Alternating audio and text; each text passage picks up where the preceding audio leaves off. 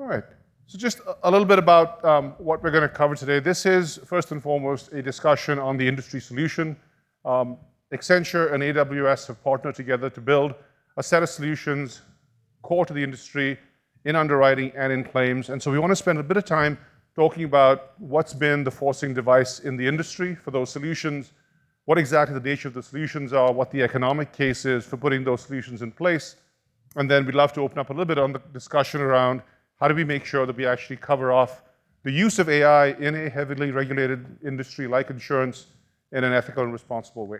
So we'll cover that range of topics. Again, as we go through this, please feel free to stop, ask questions, and we'll take the discussion where it goes. I'll hit upon a few things, right? The last several, I would say a couple of years or so, a few things have consistently shown up. Number one is AI continues to be ranked as one of the top agendas in the C-suite, right? CXO, across the C-suite, be it the chief underwriting officer, claims officers, CIOs, distribution marketing folks, CEOs, strategy officers, and so on. Few things we consistently hear, and this conversation is also elevated in 80% of execs say AI is going to transform the way insurance operates. However, we also see the other challenge of only 44% feel like they're doing something about it and AI is being adopted, right? Anything more that you hear, Kenneth? And actually, when we talk about that 44% in particular, because it's the low number on the screen, right? I think one of the things that we're very conscious of is that as we look at any of the AI solutions we build, whether we're talking underwriting, claims, the degree of adoption that we see, I think, is reflected in that notion that without actually capturing the experience and the hearts and minds of the underwriters and the claims professionals, we don't see these solutions being really embraced and even recognized by the staff. So even when there are solutions in place that might in fact be automation solutions, if we haven't done the adoption work, embedded this into the work streams and the workflows of the adjusters or the underwriters, very often they don't get recognized, the tools don't get used as much. So we feel it's a critical element of these solutions to think about the experience and how in fact those get embedded in the workflow on a daily basis. So I wanted to start out with, and this is definitely an industry slide, but we wanted to make sure that as we talk about, why do we do this in insurance, we're using, in this case, a property casualty example, really focusing in on the core economics of where do we see AI playing. Now, first off, there's a number of macroeconomic trends that are moving this number, right? So the combined ratio for insurance companies right now, we're seeing enormous changes in claims costs, whether that's because of the inflationary costs on auto and property, or the medical experience with disability or health, and the overall inflation levels in the economy, right? So we're seeing lots of changes on the top line.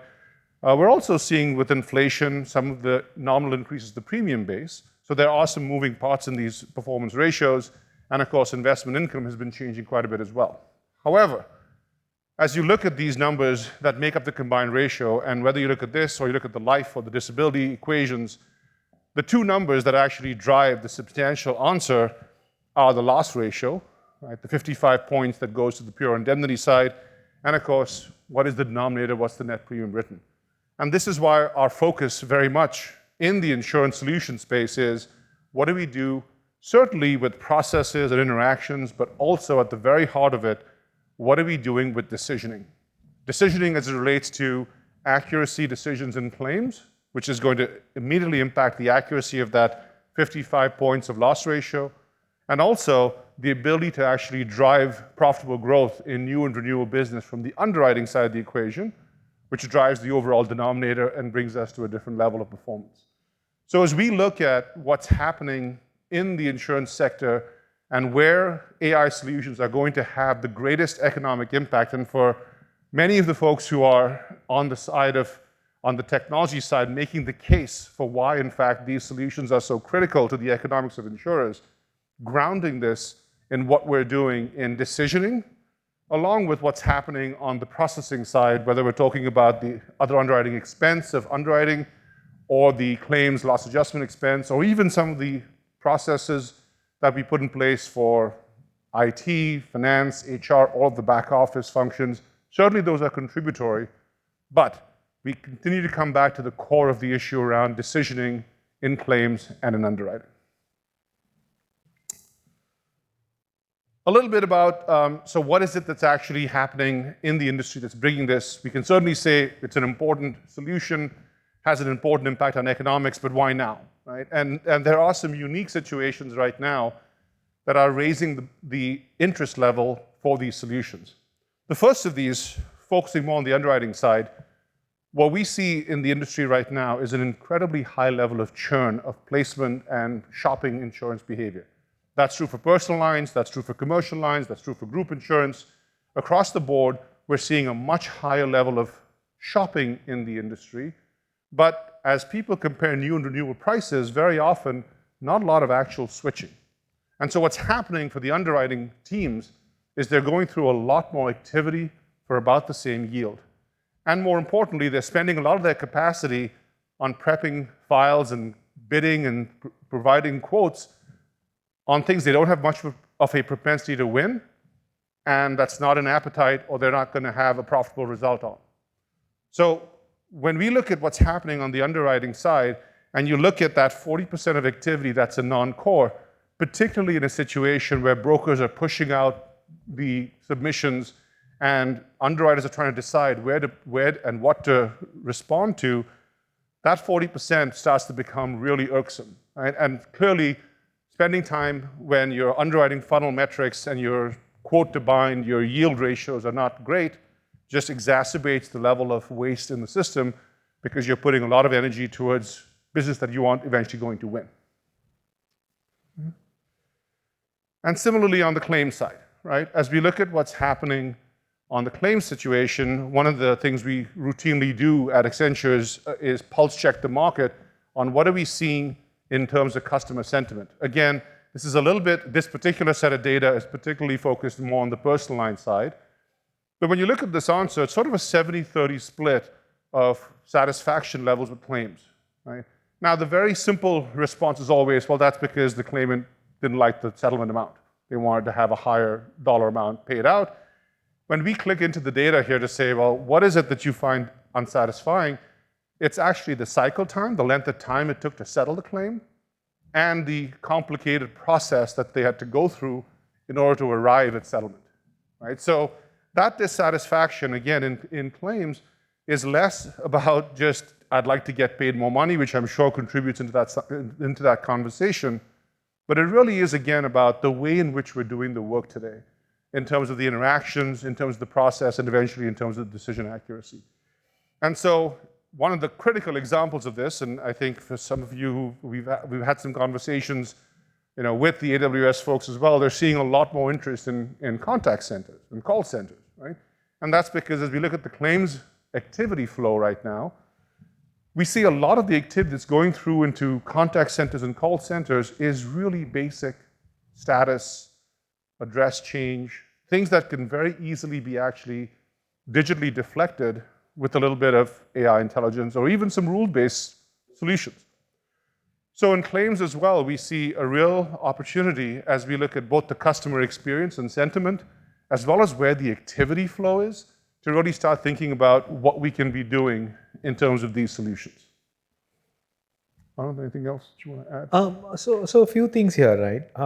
I think as we go through some of these problem statements in underwriting and claims, a few things start to emerge, right? One, thinking a little more about how do we proactively put in solutions that foresee what the next question from the customer is going to be, and it could be a broker agent as well, and being able to answer that early in the underwriting process or claims process tends to take out a lot of inefficiencies in the system, right? A lot of times we're at least in most of the experience we've had, we've done work that goes into getting a little deep into why is the customer calling and can we do something upfront that prevents that call in, or some of those decisions that could be done early versus getting it run through the process, delays, call back and forth, right? Like trying to start to think through that proactively helps tremendously, both in terms of the problem you're truly trying to solve for versus the band-aids that you otherwise put into the process, right? So that's something we consistently see both in the surveys that we do as well as in some of the actual work that we do with our clients.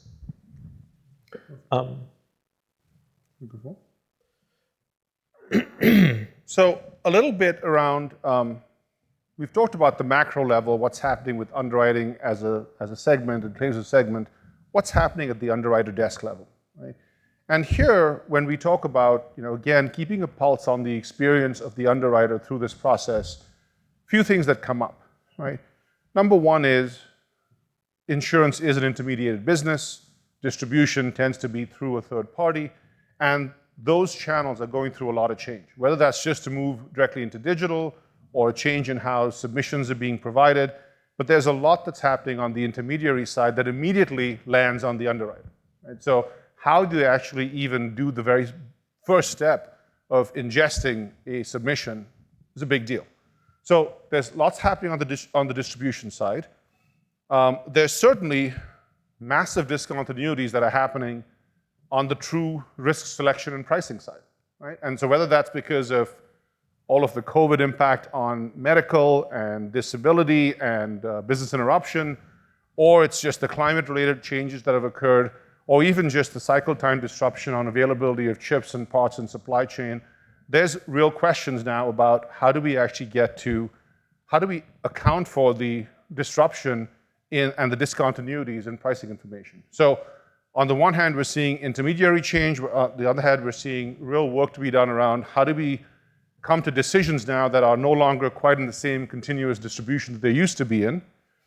And then, of course, one of the biggest things that's happening is, and I'm sure many of you see this, lots and lots of new data sources, lots and lots of ways to embed new sources of insight, external data sources, how to augment the data that's available.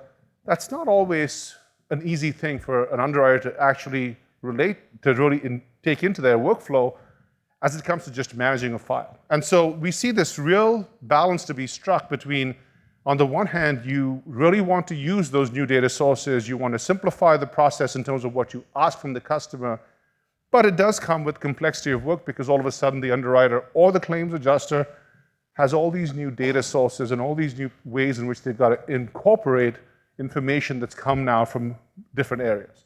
So as we think about moving from just the macro issue of underwriting as a function into what's happening at the desk, when we think about what are the solutions we want to be starting to put in play with underwriters, those are some of the file-level activities that we're trying to solve for.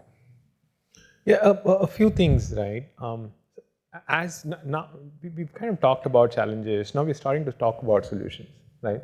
One of the things that I kind of see day in and day out, especially as we go through underwriting transformation, is how do we segregate what would truly sit in the system of record, which is the core system for underwriting, right? Pricing, quotes, etc., versus what we call as this augmented system of insight, system of decisioning, right? Now, typically, a lot of times what we hear is, well, we do not want a lot of systems. We are going to consolidate all of it in this one large ecosystem transformation that we are undergoing. One of the things we've always kind of seen success is when we are able to create what we call as loosely decoupled architectures, right? Where you're letting the system of insight, system of intelligence do its job in helping the underwriter and the underwriting support staff to manage the workflow that they would otherwise then end up taking to Excels and emails and so on, versus what truly sits in the system of record that's going to reside there for years and years together when we want to get to specific structured information out, right? So finding that right balance between what sits within the core systems versus what sits in this intelligence layer is critical as you start thinking about solutions that you're going to build that truly transform either underwriting or claims, right? So, and we'll talk a little more about it as we go along. I'll also pause for questions, actually. We've gone pretty fast. Sure.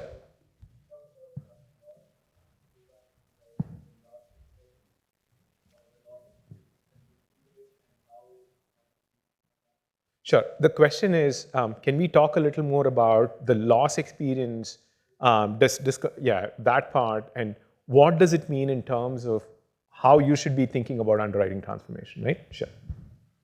So I'll just start a little bit about how we're actually using some of these external data sources and a broader ability to actually look at like claims or like submissions, right? So the most immediate answer to what's possible there is it might be outside of the particular experience of an individual underwriter. It's less likely to be out of the experience of the underwriting experience of the carrier, right?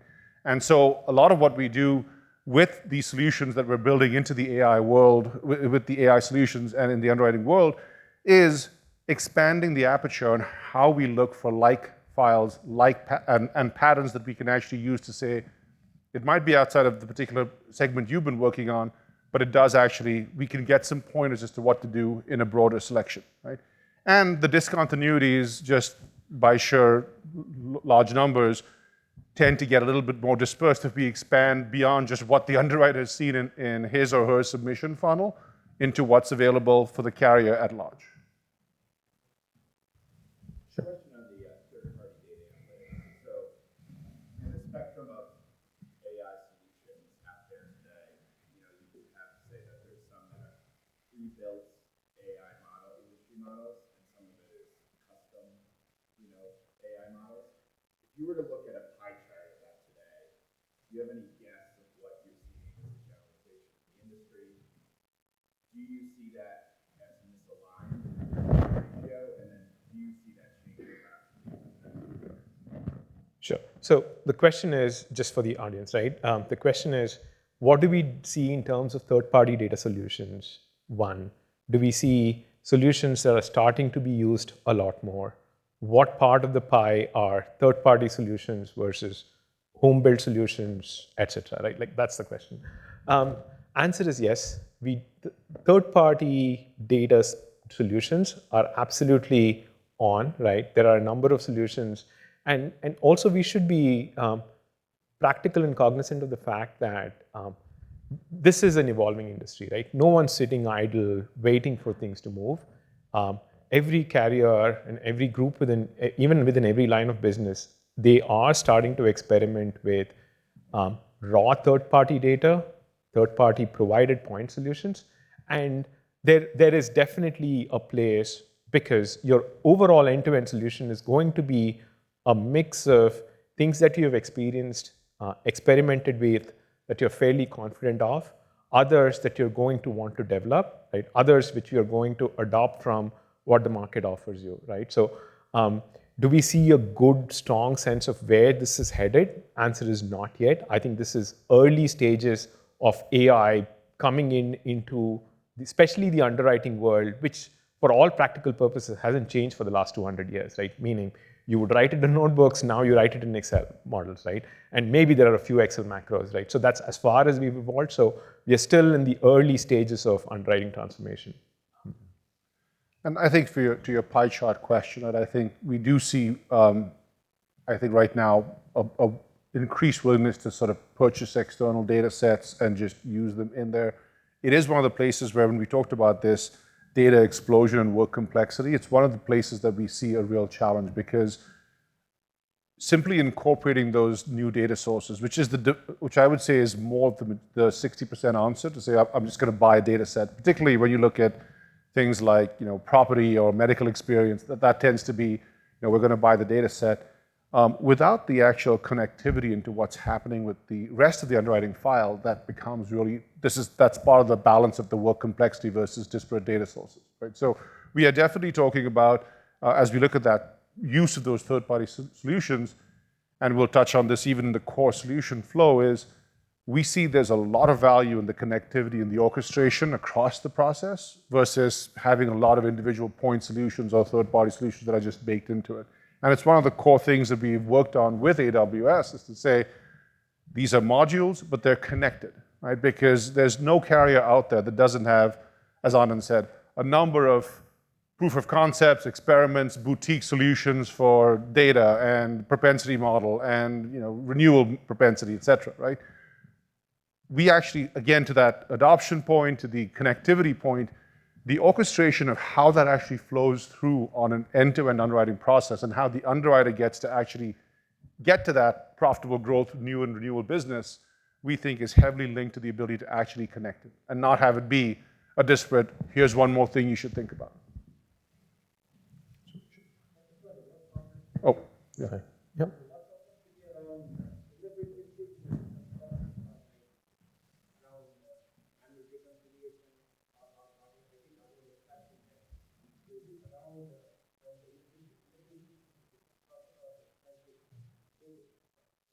I think that it's become fairly complex, right? Especially as you get into specialty lines of businesses, right?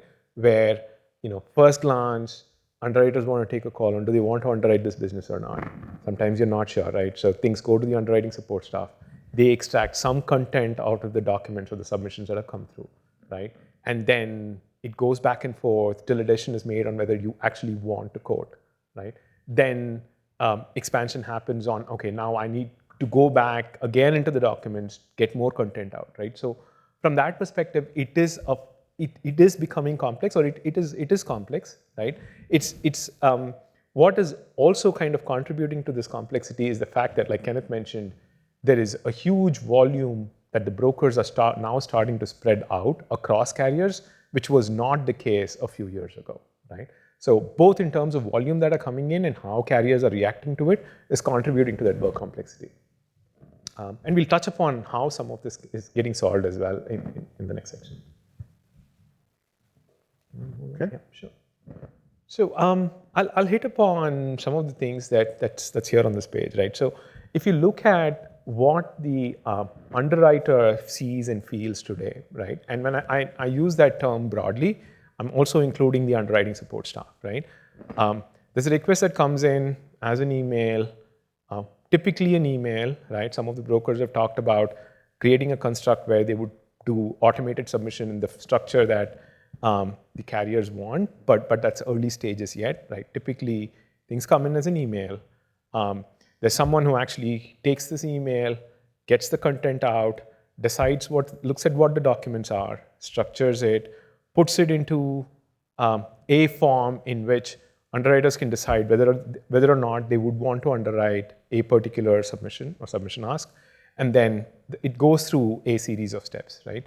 So what we are looking to do is truly, if you had to drive AI-powered underwriting digital journey, what we've really put together is, and this is an installed current solution in play in the market, is how can we use AI solutions to truly read the email, decide what kind of content this is, route it to the right groups, number one. Number two, extract content both from documents as well as the email, decide if there's enough information to pass along or get back to the broker and ask for more information, right? Enrich with both existing internal comparative data as well as external data that you may want to pull in, right? Get to be able to do comparative analytics, right? Then triage whether or not, based on predefined rule sets, appetite exists to underwrite this particular ask, right? Create that propensity of whether or not you've won similar deals in the past, identify propensity to win, either because of the business you typically underwrite or whether you're seen as competitive in this space, right? And bring all of these insights together in a fairly well-structured underwriting portal, which the underwriter can get to, not to automate underwriting, but use as insights all available in widgets for them to make that quote, price, and submit it for further processing, right? So this is the solution we've built alongside AWS, right from submission through extracting of content, enriching it, assessing how you would want to underwrite, to then displaying it in front of a underwriter, right? So typically all of these tasks currently are done by underwriting support staff. A lot of the information that comes through actually doesn't even get looked at because the volume of information that's hitting the underwriting staff is quite high, right? So, and hence the solution is in play. Do you want to? So a couple of things I want to make sure we actually really hit on as important here. First off, these are built solutions, right? So these are not proof of concept ideas. These are built solutions. They absolutely are built to a certain geography and to a certain line of business, but they're actually, the constructs are built and in market, right?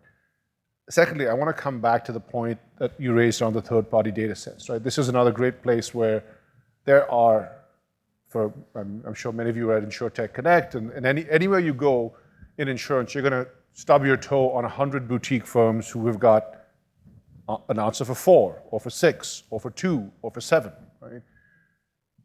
The orchestration of how this solution works is a critical part of this answer, and a highly valued part of this answer. Because if you look at what the value at stake that we're seeing in these installations, right? Certainly at the heart of it is the risk selection and pricing accuracy. That's your 2 to 6 points of loss ratio change. But look at what's happening in terms of whether it's from submission to quote, or the overall cycle time, or the ability to get to that renewal premium faster with the accuracy of the renewal price. It's the ability to actually capture that speed to market and to get that quote out there with accuracy, but speed to quote, entire cycle time, an ability to get the renewal done right, that doesn't happen without orchestration. And so when we look at the point solutions here, there are undoubtedly very good individual boutique point solutions, but we are very, very focused on saying these are 8 modules that in the best case scenario come together to give you that entire value at stake, right? And that is a big part of what we've put together with AWS in this solution. Let me pause again for questions, because this is sort of a core element of kind of what's in the solution. Yes, sir.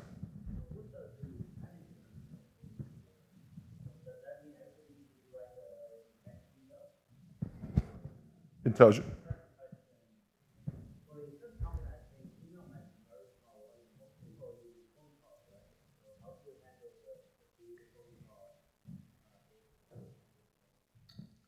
So the question is email the only solution versus what about quotes that come in via phone calls, right? So I will admit that this journey that we've talked about is for commercial lines, a lot more than personal lines, right? Personal lines, you're probably doing a slightly different process, because how you're going to underwrite is probably already predefined, right? You're not looking at case-by-case evaluation. You are looking at a set of metrics based on which you will provide a quote, right? This one that we're talking about is a little more in the commercial world, right?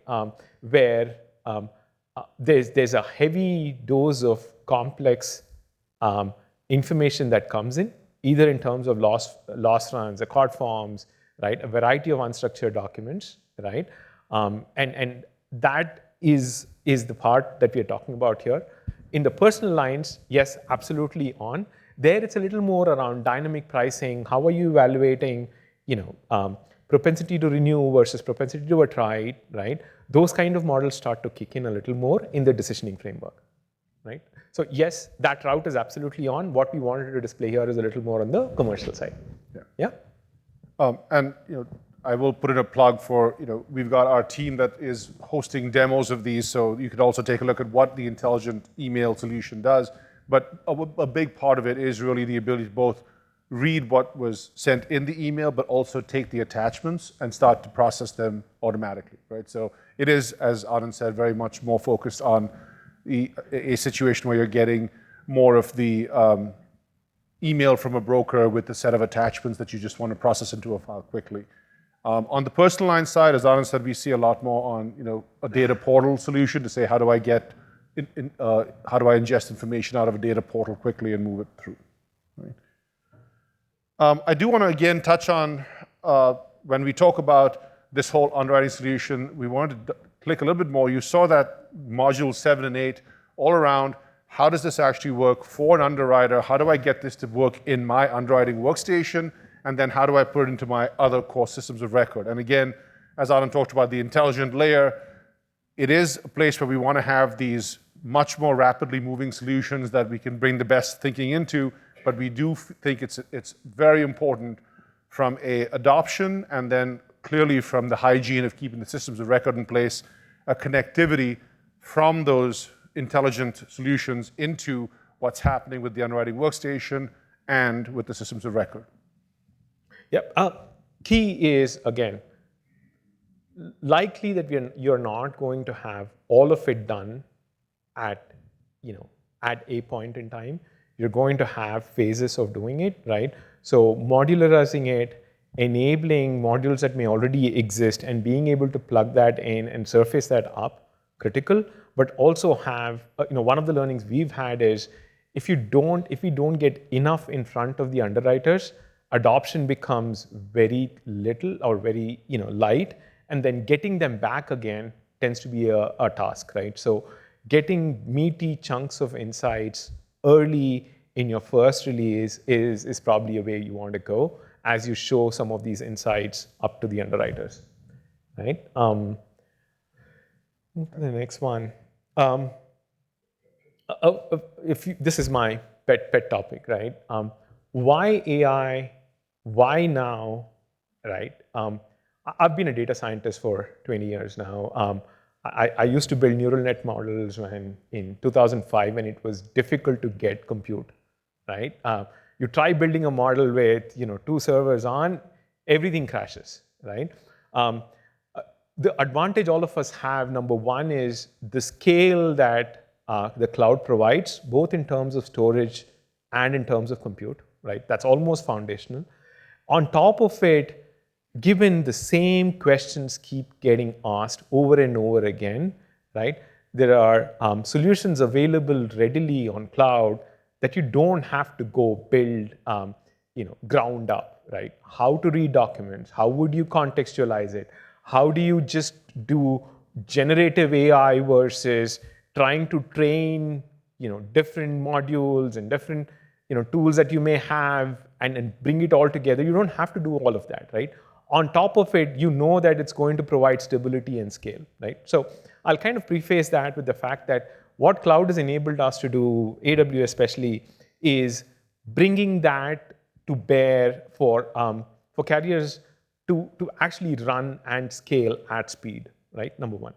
Now I'll get into some of the modules that we've used, and I do want to touch upon this because a lot of times, each of these modules can be done with open source, open whatever available, right? What we've realized is getting it to scale, stitching it together tends to be extremely difficult, right? And hence starting to think about, if I'm going to do intelligent email, then do I have pre-built foundational solutions that I spend minimal time to train on? Critical, right? So all of our solutions contain all of these blocks, right? The 7, 8 steps that we talked about. So I'll go through this one by one, right? Number one, intelligent email. We use Amazon's comprehend to truly classify documents. We use text-tract and recognition for intelligent ingestion. More importantly, we use augmented AI to, as QA users start to look at documents and tag things differently, we want the tool to actually train itself and do better the next time a similar type of document comes through, right? That's where, for us, augmented AI truly comes and starts to play. Then it gets into enrichment, and we start using the gateways and RDS and so on and so forth. Then we get into what was traditionally run, right? Like I used to build propensity models. I used to build comparative analytics, right? So some of that can truly be enabled at scale, brought together with these cognitive AI solutions to then run through the process and then made available at the end in a portal, right? Where you're able to see information that was extracted from the document, which is what a human being would have done in opening up the document, reading it, deciding what information was there, and writing it wherever they did in the past, right? Now you're letting the machine start to do that. You are then adding that human in the loop layer when the first few documents that come through, sometimes the machine doesn't get it right, but the next time the human checker looks at it, whatever they do is captured by the tool and replicated the next time a similar document comes in. And then eventually also adding in all the data science capabilities that you may already have available for prioritization, triage, all of that, right? And then making it available for final decision making. So that's how we think about the solution overall. There are a number of common components like, CloudWatch, Amazon S3, data pipeline, lambdas that help stitch all of it together. But at the core of it, today's discussion is about AI, cognitive AI, and decision making that truly help you move the needle on how underwriting gets done differently. Right? I'll pause for questions. I know I went pretty fast. Sure.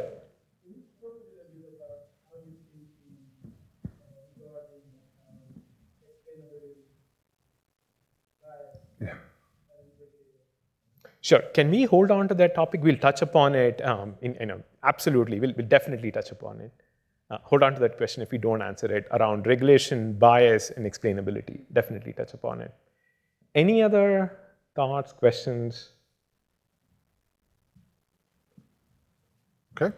Move on. Let's shift gears a bit and talk about the other big number that was in that economics of insurance, which is what's happening on the claim side, right? And here again, if you look at beyond the macro claim conversation, what's happening on an adjuster's desk today? Again, indemnity accuracy remains the biggest contributor of what's happening on the claims desk. Every adjuster is always balancing accuracy, efficiency, service, right? And so we actually see that continues to be the critical element of what's happening in claims. We see the push on I want to make sure I still have accurate indemnity, even in the face of all the changing inflation, chip shortage, supply chain, you call it, right? The efficiency play around, I still have a lot of manual processes in claims.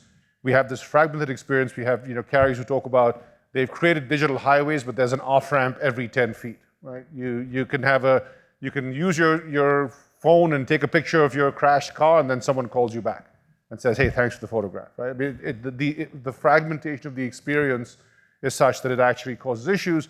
It gets even worse when you start talking about group benefits or disability at any of those areas, right? So we see a lot of the accuracy points. We see the fragmentation, the manual processes. And of course, we talked about the fact that there is an expectation that the process is going to be easier, that it's going to take a shorter length of time. So that claims expectation level is always going to keep on climbing. Sorry. Please. If you don't mind, right?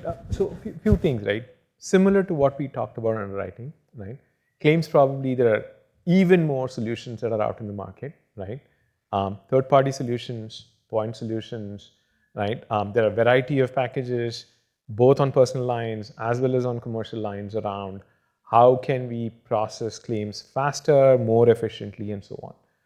One of the things we consistently see is questions around, do I even need this process in this new digital world, right? Do I expect my customer to call in and file a claim every single time? Can I give them a better digital experience that prevents calls from happening, right? Not just because you don't want them to call, but because path to resolution could be a lot more faster, right? And we'll talk about a little more about it as we go through a similar curve in the claims world, right? So similar to our underwriting journey, this is the claims one, and I will caveat that is this journey is a little more focused on what we call as flow-through claims, right? One of the things we were laser focused on is how do I get flow-through claims fast through the pipe and pay out, get to decisions in minutes, if not seconds, because at the end of the day, each of the steps involved in a claims process, especially for very, very simple claims, is the delay is because it goes through 48-hour, 96-hour turnaround times as it goes through different teams, processes within the carrier, right? That generates more calls, that generates different steps in the process, right? Simplifying that was the intent of pulling together a solution like this, right? The second piece that we realized as we went along this flow claims journey is even the more complex ones our claims clients started to really think about how can I get even the more complex claims back on this happy path, as they called it, for the end customer, right?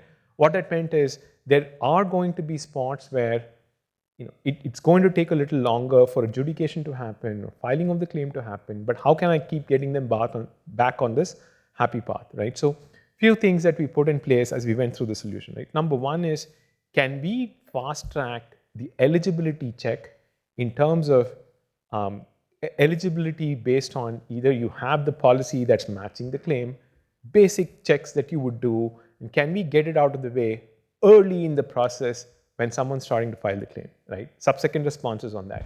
Can we put in seamless intake for simple claims where it can be through mobile, it can be through a portal, where we make it extremely easy for the end customer to file that claim. The next one was, can we then have enough infrastructure in the back end that can verify the covered event, right? A lot of times we found that policy information doesn't lend itself in a structured form where the claims team could actually hit one single question and get back an answer and move the claim through, right? The next one was automated coverage determination. Module 5 was a little more critical, and Kenneth, you kind of helped us think through it, right? Let's kind of think about it as simple rules, binary decision. Am I going to pay? Am I not going to pay?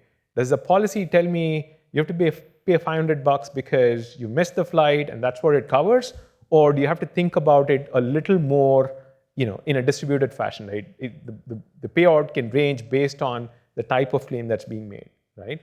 Can we then get to these simple claims that are binary decisions and move it through the fast swim lane, as we called it? Then once that happens, how do we get insurers to truly think about getting the payment out of the system, given it's fairly fast, right? Payments as an industry has evolved to a point where subsequent payments are possible, right? Once that happens, then notification, all of that become fairly simple, right? In this case, in this install base, actually, we got to an answer where it took 4 days for the client to just file the claim, do the FNOL, versus 4 minutes to actually finish the claim and do the payout, right? And this was 32% that went through the straight-through processing, right? So rethinking how you want to think about what goes into a straight-through processing file, not just, and more importantly, making sure that you have the workflows aligned to that set of claims, critical to getting these solutions out, right? Something that, again, AWS powered again. Just like I did on the underwriting, I'll walk through components that we use from AWS for this one. And this one, there's no question. I think there was the question earlier on the underwriting side, where does this relate? This is, as Anand said, right? This is a frequency claim solution. This particular installation that we cited the metrics for was a supplemental voluntary products situation. We have the solution for travel. So it's at this point playing more into those very high frequency, low severity claims. But the migration path is clearly, as Anand was saying, we can take steps of increasing complexity claims and keep them on the happy path, and then do the exception processing where it can't be done that way. One thing I should say is we've been very clear that says there are a body of claims that are not going to be in this process, and those are the high emotion, high complexity claims. Whether you're talking on the commercial side, D&O, E&O, you're talking about on the life side, death claims, you're talking about disability, long-term disability claims, or any of those elements where we recognize up front, and this is a little bit of your question also around responsible, ethical, explainable. These are not going to be high emotion claims, right? You're certainly going to have a certain level of claim where we say our number one job in that situation is the EQ of the adjuster who is working with the claimant, and that is absolutely not in the scope of these solutions. These are very much more in the flow claims world. Yeah.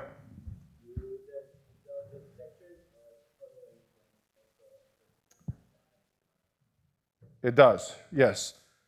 So the question is around, how do we keep an eye out for, fraud claims? And of course, with flow and frequency claims, that's clearly an issue, including when we start doing accelerated payments. So when we look at that, particularly modules 4 and 5 around coverage determination and then the swim lanes, one of the big decisions as to whether, in fact, we're going to allow a claim to go through that binary or rules-based path is the fraud check, right? And if it flags for fraud, it doesn't go to that. It's going to go to at least the decision support, if not an outright exception queue.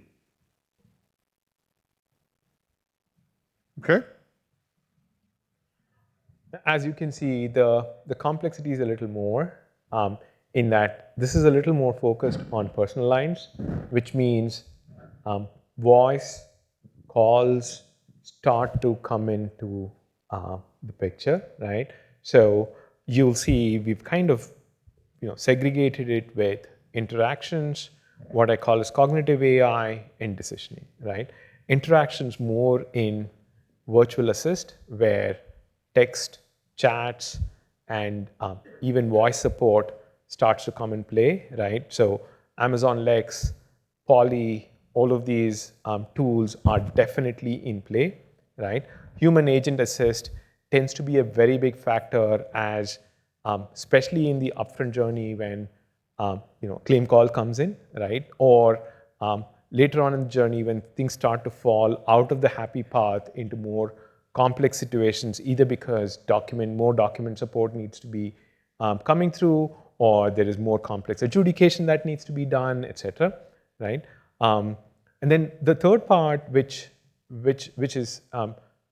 takes out a ton of just call center volume, is proactive messaging, right? Keeping the claimant abreast of, hey, your claim's being filed, it's here in this process, it's either going through as normal, or someone's going to reach out to you asking for these questions, and making those proactive interaction messages key, right? And decisions on when you come in with those interaction points. We used recognition, SageMaker to build those models that would kind of proactively decide when messages need to start going out. From a cognitive AI perspective, again, back to similar solutions around document AI, text track, getting through augmented AI, right? All of these solutions of AWS is what we use to kind of pull together that cognitive AI, contextual things that otherwise a claims adjudicator would see. And then decision support in terms of triage, both intake as well as adjudication using enriched data is what we used on the decisioning front, right? Now, similar to underwriting, a lot of these modules might already exist in different shapes and forms, right? Bringing it together in a more consistent workflow is what we were looking to achieve as we went through this straight through processing journey for what we call as flow claims. We wanted to close on the question that was asked, just a recognition that we're talking about a highly regulated industry, and some questions about being able to explain to regulators where your pricing is, why you're not redlining, et cetera, right? So absolutely a critical issue, both on the underwriting side and on the claims side. And in particular, we do separate this out into this notion of what we do in these solutions has to have both the explainability side as well as the understandable side, right? There's both of those elements that are very much in play in how we put these solutions in place. Sure. So few things, right? There are going to be black box solutions which you're going to take or buy as is from the market. There are going to be solutions that we are going to build ground up depending on the path you choose, right? So there is an explainability of what's happening on the black box. More often than not, it is explainable, and there are models available that can explain what's happening in that decisioning process, right? So that's part of the explainable AI part, right? The second part, which is even more critical, is how do we as technologists, data scientists, machine learning folks, AI folks, how are we able to communicate this unpacking of the black box in easy to understand language, right? And be thoughtful and proactive about it, right? In terms of, do we have UI, UX that lay out, here's what came in, here's what came out, right? And these are the three things that influenced this particular decision, right? Down to a specific entity, down to every single decision that happens through that process, right? So explainability is one big aspect which we do want to get to. Equally important is how do we surface that up for regulators, senior leadership, as well as even for business owners to understand what's happening within their business. Because once we as technologists or AI folks take things over, we understand it. It's not as easy for folks to understand, right? So bringing that balance, absolutely important.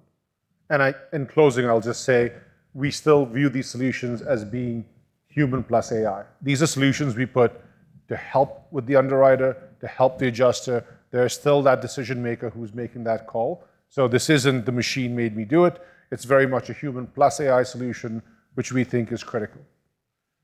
We're at time, so thank you very much for the session. Anand and I will certainly be here for any additional conversation. And again, I'll put in the plug, Accenture has our booth at Milosh, and all of these solutions are available in demos tomorrow at 11 a.m. as well. Right. Thank you. Thank you.